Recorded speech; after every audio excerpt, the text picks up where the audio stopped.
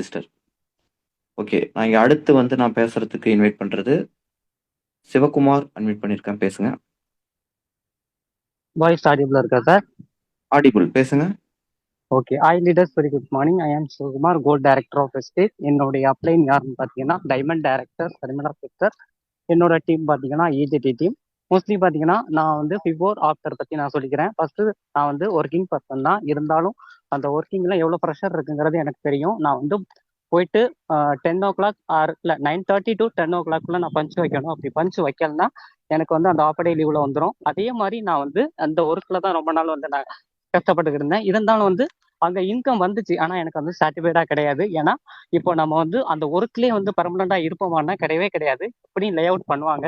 அப்படி lay out பண்ணிட்டு இருக்கும்போது கண்டிப்பா நமக்கும் அந்த வாய்ப்பு வந்தாலும் வந்துட போதே அப்படிங்கிற மாதிரி நான் பயந்துகிட்டு இருக்கும்போது தான் எனக்கு இந்த வெஸ்டேஜ் ஆப்பர்ச்சுனிட்டி கிடைச்சிச்சு. எப்படின்னு பாத்தீங்கன்னா என்னோட ஃப்ரெண்டு தான். அவர் தான் என்னை ஜாயின் பண்ணி விட்டாரு. பட் அவர் இப்ப உள்ள இல்ல.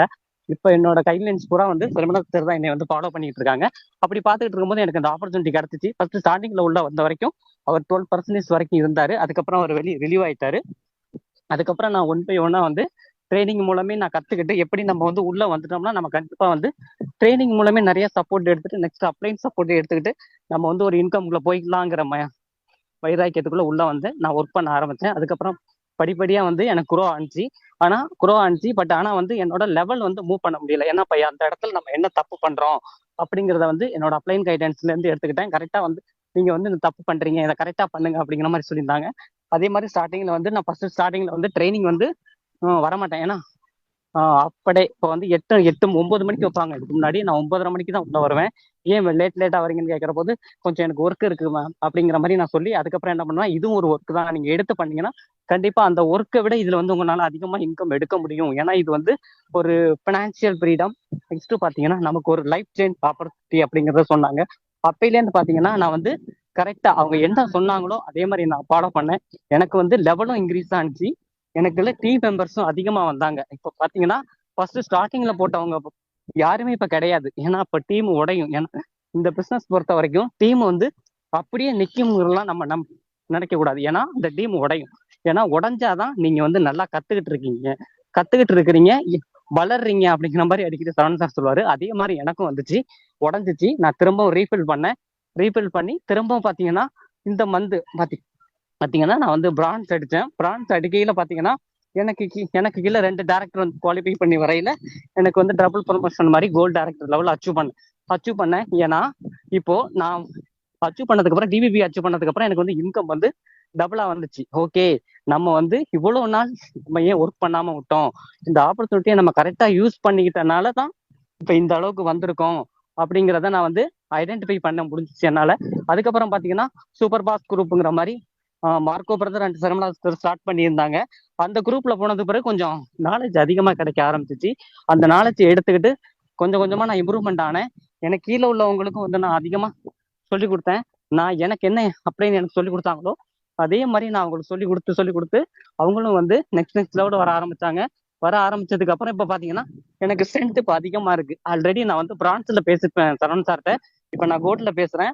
எனக்கு அப்ப பாத்தீங்கன்னா ஒரு 15-20 பேர் தான் இருந்தாங்க. இப்ப ட்ரேடிங் என்னோட ஸ்ட்ரென்த் அதிகமா போயிருக்கு, 30க்கு மேல போயிருக்கு. அவர் என்ன சொல்லியிருக்காருன்னா பிரான்ஸுக்கு எப்படி ஒரு 40க்கு நீங்க வைக்கணும், வச்சிங்கன்னா தான் லெவல் வந்து அடிக்கடி நம்மளால வந்து நான் குவாலிஃபைடு போகாம வந்து குவாலிஃபைல இருக்க முடியும் அப்படிங்கிற சொன்னாரு. நான் அதே பாயிண்ட தான் நான் இப்ப ஃபாலோ பண்ணிக்கிட்டு இருக்கேன். அதே மாதிரி ஒர்க்கிங் பர்சனா இருக்கு நீங்க எல்லாருமே கண்டிப்பா இதுக்கும் டைம் கொடுக்கலாம். இது ஒரு ஒர்க் தான். கண்டிப்பா அந்த ஒர்க் நீங்க இப்ப பாத்துக்கிட்டு இருக்க ஒர்க் வந்து ஒரு பர்மனண்டா ஒர்க்கான்னு கேட்டா கிடையவே கிடையாது. எப்ப வேணாலும் லே அவுட் பண்ணுவாங்க. அடுத்தால வரத்துக்கு வாய்ப்புகள் அதிகமா இருக்கு. அதே மாதிரி இந்த ஆப்பர்ச்சுனிட்டியை நீங்க வந்து கரெக்டா யூஸ் பண்ணீங்கன்னா கண்டிப்பா உங்களால ஒரு இன்கம் போக முடியும் அப்படிங்கிற மாதிரி சொல்லியிருந்தாங்க. அதே மாதிரி பாத்தீங்கன்னா மார்னிங் வந்து அந்த லேர்னிங் வீடியோல இருந்து மைண்ட் ரீவயரிங் அந்த கோல் கார்டு நான் எழுதி வச்சிருக்கேன். அந்த கோல் கார்டை நான் பார்க்கையில ஒவ்வொரு வாட்டியுமே நான் பார்க்கையில அந்த கோல் கார்டு நம்ம எப்போ அச்சீவ் பண்ணுவோம் தான் என்னோட நோக்கம் வந்து அதை நோக்கி தான் போயிட்டு இருக்கு. கண்டிப்பா நம்மளும் லைஃப்ல செட்டில் ஆகணும், நல்ல ஒரு பினான்சியல் ஃப்ரீடம்குள்ள போகணும் தான் என்னோட ஆசையா இருக்கு.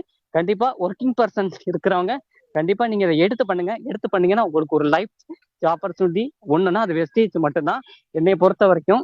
இதுக்கு முன்னாடி எல்லாம் பாத்தீங்கன்னா நான் ஒர்க்குக்கு தான் அதிகமா டைம் கொடுப்பேன். ஆனா இப்ப பாத்தீங்கன்னா ஒர்க்கிங் டயத்துல கூட நான் வந்து அந்த வெஸ்டேஜுக்கு தான் இப்ப அதிகமா டைம் கொடுக்குறேன். ஏன்னா அந்த ஒர்க்கிங் வந்து நம்ம வந்து லாஸ்ட் வரைக்கும் வரப்போ போறது இல்ல, கொஞ்ச நாள் தான். ஓகேங்களா? இப்ப நம்ம அதுல இருந்து ரிலீவ் ஆயிட்டோம்னா அங்கேருந்து இன்கம் வருமானா கிடையவே கிடையாது. ஆனா நம்ம வெஸ்டேஜ் ஆப்பர்ச்சுனிட்டி பாத்தீங்கன்னா நம்ம ரிலீவ் ஆனாலும் அங்கேருந்து இன்கம் வந்துகிட்டு இருக்கும். அதுதான் ராயல்டி இன்கம். அதை நான் புரிஞ்சுக்கிட்டேன். அதை புரிஞ்சுக்கிட்டு தான் நான் அவ்வளவு தூரம் எடுத்து பண்ணிட்டு இருக்கேன். கண்டிப்பா எல்லாருமே எடுத்து பண்ணுங்க. இந்த ஆப்பர்ச்சுனிட்டி யாரும் மிஸ் பண்ணிடாதீங்க. கேர்லெஸ்ஸா பார்க்காதீங்க. ஒரு கோல்டன் ஆப்பர்ச்சுனிட்டி மாதிரி எடுத்து யூஸ் பண்ணி எல்லாருமே சக்சஸ் பண்ணுங்க. Thank you sir. Visual. Okay, thank you Sivakumar brother, ரொம்ப சூப்பரா சொன்னீங்க. அதே மாதிரி வந்து இங்க அட்டண்டன்ஸ் வந்து ரொம்ப ரொம்ப இம்பார்ட்டன்ட். நமக்கு கீழே வந்து டீம் இருந்தாதான், அதை வந்து அவர் நல்லா புரிஞ்சுக்கிட்டாரு. ஏன்னா வந்து இங்க பிரான்ஸ் குவாலிஃபை பண்றதோ இல்லை இன்கம் எடுக்கிறதோ வந்து ஒரு மாசம் எடுத்துடலாம், அது பெரிய விஷயமே இல்லை. ஒரு மாசம் எடுக்கிறது பெரிய விஷயமே இல்லை, ஓகேவா? பட் ஆனா எவ்ரி மந்த் வந்து எடுக்கிறது தான் இங்க பெரிய விஷயம். அதுதான் வந்து அதை நோக்கி தான் நம்ம எல்லாருமே ஒர்க் பண்றோம். அதை தான் நான் சொல்லித்தரேன்.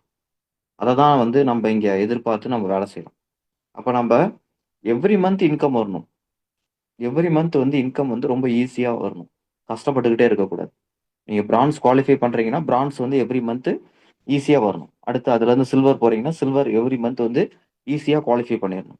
ஸ்டார் போறீங்க, டைமண்ட் போறீங்க, கிரவுன் போறீங்க, எந்த லெவல் போறீங்களோ அந்த லெவலுக்கு வந்து உங்களோட லெவல் குவாலிஃபை பண்றதா இருக்கட்டும், உங்களோட இன்கமா இருக்கட்டும், ரொம்ப ஸ்மூத்தா ஈஸியா இருக்கணும். அதுக்கு என்ன பண்ணணும்? சும்மா நீங்க அடிச்சு புடிச்சு ஒரே மாசத்துல நீங்க வந்து இந்த மாசமே வந்து கிரவுன் அடிக்கணும்னு முடிவு பண்ணி 6 லெக்ல வந்து 2000 பிவி கொடுத்து மொத்தமா 8000 10,000 பிவிலேயே வந்து நீங்க கிரவுன் கூட குவாலிஃபை பண்ணிடலாம். ஆனா என்ன இன்கம் வரப்போகுது? இப்ப நீங்க கிரவுன் டைரக்டர்னு சொல்லிக்கலாம், ஓகேவா? பட் ஆனா வந்து அதுல எந்த யூஸுமே இல்லைல்ல, புரியுதுங்களா? அப்ப நம்ம நம்ம நம்ம குவாலிஃபை பண்றோம் அப்படின்னா அந்த குவாலிஃபிகேஷனுக்கு ஒர்த்தா இருக்கணும். நம்ம லெவலை வந்து டார்கெட் பண்ணி ஓடுறது இல்லைங்க, நம்ம இன்கம் டார்கெட் பண்ணி தான் ஓடுறோம். இன்கம்காக தான் லெவல் போகணும். சும்மா லெவல் போயிட்டோம்னா இன்கம் வந்துடாது.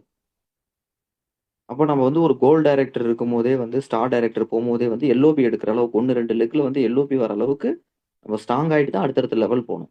அப்போ அந்த அவ்வளோ பிவி வரணும் அப்படின்னா நமக்கு அட்டண்டன்ஸ் இருக்கணும்.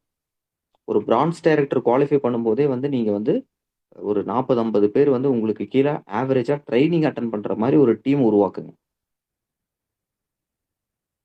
ஓகேங்களா? அதே மாதிரி உங்களுக்கு கீழே ஒரு பிரான்ஸ் வந்துட்டாருன்னா அவருக்கு சொல்லிக் கொடுங்க. அதே மாதிரி உங்களுக்கு கீழே 40 50 பேரை ட்ரைனிங் பார்க்குற மாதிரி உருவாக்குங்க பிரதர். அந்த அந்த ரேஞ்ச் போகும்போதே, அந்த ரேஞ்ச் போறதுக்குள்ளேயுமே அது அந்த 40 50 பேருக்குள்ள இருந்து அவர் ஒருத்தர் குவாலிஃபை பண்ணிடுவார். அடுத்து அவரும் அதை அவர் அந்த ஸ்ட்ரென்த் உருவாக்குறதுக்கு ட்ரை பண்ணும்போது அந்த லெக் இல்லாம அந்த லீடர் இல்லாம மற்ற லெக்ல மற்ற லீடர் மூலியமா நீங்க 40 50 ஸ்ட்ரென்த் உருவாக்கி மேனேஜ் பண்ணிட்டு இருந்தா போதும். நான் என்ன சொல்றேன்னா 40 50 பேரை மட்டுமே வச்சுக்கிட்டு ஓட்டுங்கனீங்கனாவே நீங்களே அடுத்தடுத்த level போயிருவீங்க. நல்லா புரிஞ்சுக்கோங்க. 40 50 பேரை நீங்க ட்ரைனிங் ஸ்ட்ரென்த்தா நீங்க வந்து ரீச் பண்ணும்போதே அதுல 4 5 பேர் ரொம்ப சூப்பரா பண்ணுவாங்க. அவங்க அச்சீவ் பண்ணணும்னு விடுவாங்க. அவங்க என்ன அப்படியே இருக்கணும்னு நினைப்பாங்க. அவங்க அச்சீவ் பண்ணாவே ஆட்டோமேட்டிக்கா உங்களுக்கு லெவல் மாறிடும். ஓகேவா? அவங்க அச்சீவ் பண்ணிட்டாங்கன்னா அடுத்து அவங்க தனியா அவங்க அவங்களுக்கு கீழ 40 50 பேர் உருவாக்கணும்னு ஓட ஆரம்பிப்பாங்க. அதை விட்டுட்டு மீதி 40 50 பேர்ன்னு நீங்க திரும்பவும் பேலன்ஸ் பண்ணுங்க. அப்ப அது குறையுதா? அவரோட டீமை தனியா கொண்டு போகும்போது மீதி உங்களோட அட்டண்டன்ஸ்ல வந்து கொஞ்சம் குறையுமா? அதை திரும்ப பேலன்ஸ் பண்ணீங்கன்னா நீங்க ஆட்டோமேட்டிக்கா சில்வர் சைடு பிவி கொடுத்து குவாலிஃபை பண்ணிடலாம். அதை குவாலிஃபை பண்ணிக்கிட்டே இருந்தீங்கன்னா அந்த 40 50 பேரை குறைய விடாம அதை பேலன்ஸ் பண்ணிக்கிட்டே இருந்தீங்கன்னாவே அங்க இன்னொரு லீடர் வந்துருவார். நீங்க அடுத்த லெவல் போயிருவீங்க. அந்த உங்களுக்கு கீழே பிரான்ஸ் குவாலிஃபை பண்றவங்களுக்கும் அந்த அட்டண்டன்ஸ் ஸ்ட்ரென்த் சொல்லி கொடுத்துக்கிட்டே இருந்தீங்கன்னா அவர் ஆட்டோமேட்டிக்கா அவரும் வளருவார். அந்த அளவுக்கு எல்ஓபியா மாறும். அவரும் அடுத்த லெவல் சில்வர் போவாரு. அந்த அளவுக்கு எல்ஓபியா மாறும். அட்டண்டன்ஸ் ஸ்ட்ரென்த் தான் இங்க மேட்டரே. அட்டண்டன்ஸ் இருந்தாதான் எவ்ரி மந்த் வந்து ஈஸியா குவாலிஃபை பண்ண முடியும். இந்த பிசினஸ் பண்றதுக்கு அழகே நம்மளோட அட்டண்டன்ஸ் தான். இந்த பிசினஸ்ல நம்மளோட அசட்டே, நம்மளோட சொத்தே அதுதான். நம்ம சொத்தை நம்ம கிரியேட் பண்றதே அதுதான். அதுதான் நமக்கு எவ்ரி மந்த் இன்கம் ரொம்ப ஸ்மூத்தா கொடுக்குமே. அப்போ அட்டண்டன்ஸ் அப்போ வரணும் அப்படின்னா ரெக்ரூட்மெண்ட் எடுக்கணும். ரெக்ரூட்மெண்ட் எடுக்கிறத கரெக்டா 7 7:30 மணிக்கெல்லாம் அவங்களுக்கு ரிமைண்டர் கொடுத்து ட்ரைனிங் வாங்கன்னு சொல்லிட்டு ரிமைண்டர் கொடுத்து ட்ரைனிங்ல உட்கார வைக்கணும். சரி, ஓகே. நான் இங்க அடுத்து பேசுறதுக்கு இன்வைட் பண்றது